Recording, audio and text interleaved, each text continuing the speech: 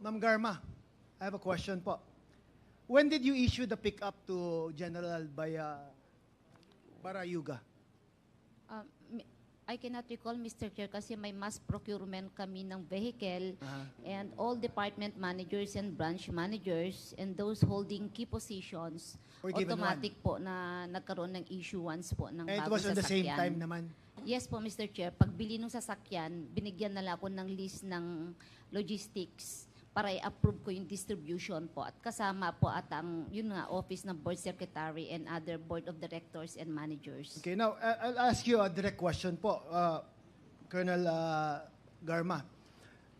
During your stint as PCSO chair, how would you describe your relations with General Barayuga? Okay naman po, nag-uusap naman po kami. Wala po akong No natatandaan. conflict? None, Mr. Chair. None. So you were not the subject of any of the investigations that were being conducted or something? No, Wala naman? Mr. Chair. I could recall, Mr. Chair, nung pag-upo ko, naalala niyo po na pinatigil po lahat ng laro. That's where the President gave instruction na mag-conduct ng thorough investigation. And to my understanding po, ang NBI po ang nag-investigate. And lahat naman po ng hiningi nila, binigay ko rin naman po. I just don't know po kay Board Sec kung ano naman po yung requirement na kailangan niya i-submit as far as yung board naman is concerned, Mr. Chair. So you would describe your working relationship as professional and cordial Maganda naman? po, wala Maganda po kaming naman. conflict. Yes, nag-uusap po kami. So I if we cannot were to recall. ask people in the PCSO and they would describe your relationship as ganun din sa how you described it, Yes, na Mr. okay naman. Okay naman, Mr. Chair, kasi wala po. Nagre-record lang naman po yan during board meeting. It's the board who discusses all the sensitive issues.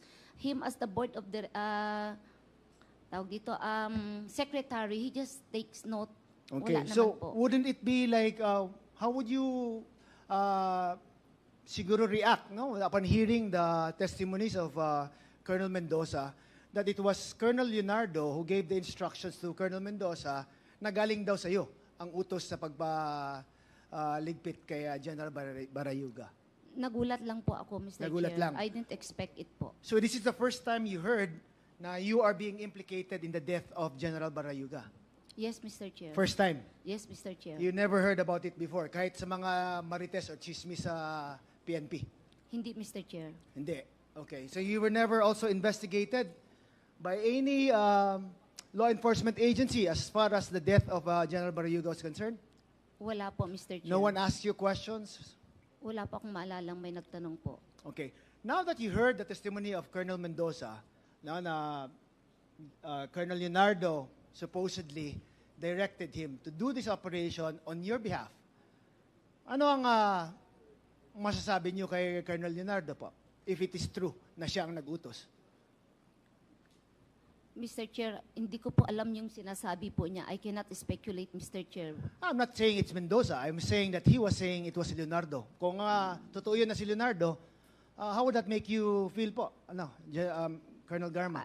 I cannot speculate, Mr. Chair, because the statement of Colonel Mendoza will lead to a crime. And Okay.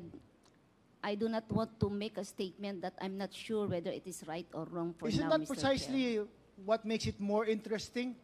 That an active serviceman would put his career at the risk and testify before this committee, admitting to some wrongdoings na at the behest of, or on your request in that of the instructions of Colonel Leonardo?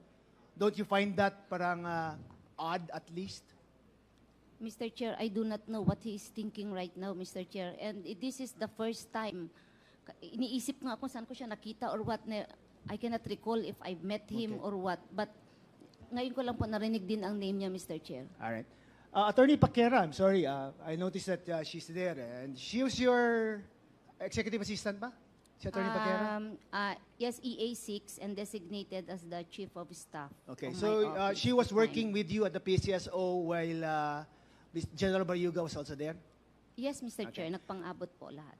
Attorney Paquera, would you confirm the statement of Colonel Garma that the relations between Colonel Garma and General Barayuga were was okay at the time that they were both working? I believe so, Mr. Chair. That their relationship was professional and cordial naman? Yes po, Mr. Chair. And would you confirm also that when the pickups were given to the employees of the PCSO, it was given in mass to all of those department heads, sabay-sabay? I am not so sure anymore, Mr. Chair. So hindi mo alam yan as to Hindi the ko na po timeline? ma-recall po. But you can confirm that the pickup was given? Or was assigned to General Barayuga as corporate secretary? I cannot remember anymore, Mr. Chair, but I do remember that there was a procurement of vehicles. I just do not remember the distribution po of the vehicles. Okay, thank you, Attorney Paquera. Thank Colonel you, Mr. Leonardo. Sir, you heard the testimony of Colonel Mendoza, Yes, Mr. Chair. identifying you as the person who ordered the death of General Barayuga, supposedly upon the instructions of Colonel Garma. Is that correct, sir? Hindi po totoo yun, Mr. Hindi Chair. totoo. So is there any reason, may galit ba sa'yo si Colonel Mendoza? Actually, nakilala ko po yan.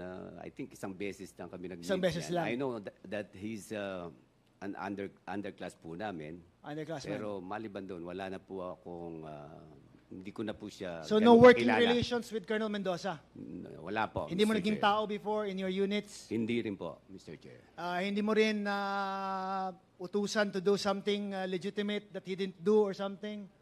Wala namang reason for him to be mad at you. Lalong hindi ko po siya pwedeng utusan dahil hindi ko nga po siya gaanong kilala. Okay. Alam ko lang underclass po siya, Mr. Chair. So upon hearing his testimony, parang hindi ba parang nagulat ka ba or are you mad now na bakit ka dinadawit sa mga operasyong ganon or on his statement, in his affidavit na ikaw yung may utos?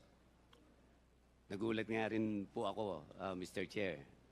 Lagi na lang po ako nasasali sa mga ganito. Para ikaw Mr. na lang Chair. lahat, ano? Opo, mula pa noong 2016, binabanggit na po yung pangalan ko. Hindi na sila tumigil. Wala naman pong napapatunayan. So, Kaya, ang sinasabi mo po is like expected. yung mga belief ng mga members ng PNP na malakas ka at na kung anong sinasabi mo is usually nangyayari naman and that they're afraid to go against you because you supposedly have the ear of the former President Rodrigo Roa Duterte. Is that correct? O chismis lang din yan? Hindi po, malapit po ako sa term po na Tagalog. Ako po malapit naman talaga sa presidente dahil una-una, kilala po namin siya dahil naging taga Davao na po Yeah. ako eh. Pero as a police officer naman po, you would never, in any instance, give an order to kill another person. Is that correct? Hindi po. Never. Hindi po. You would po. never do that. Tama? Hindi ko po gagawin yun. Okay, Lalong-lalo na dun sa Class 83 po yung Class yung 83 ng PMA, pinag-uusapan correct? dito. Napakadelikado po nun. Kaya ko pong umarap sa lahat ng Class 83 na ako wala po akong kinalalaman dyan sa nangyari na yan. Alright. Same with you, Colonel Garma, di ba? As a police officer and as a former government employee, you would never, at any instance, order the death of any other person. Yes, Correct? Mr. Chair. Never talaga. Hindi po, lalong-lalo na po kasamahan ko pa sa opisina. Mabait po yung taong yun, Mr. Mabait Chair. yun. Wala akong naalalang ginawa niyang hindi mabuti po. And sa sobrang bait niya, you would not have anything in mind or anyone in mind who might wish him harm. Yes po, Mr. Chair. Sa pagkaalam mo. Wala akong maisip nung time na yun po. What I did lang po nung namatay, inayos na lang po namin yung libing niya and everything po. Okay.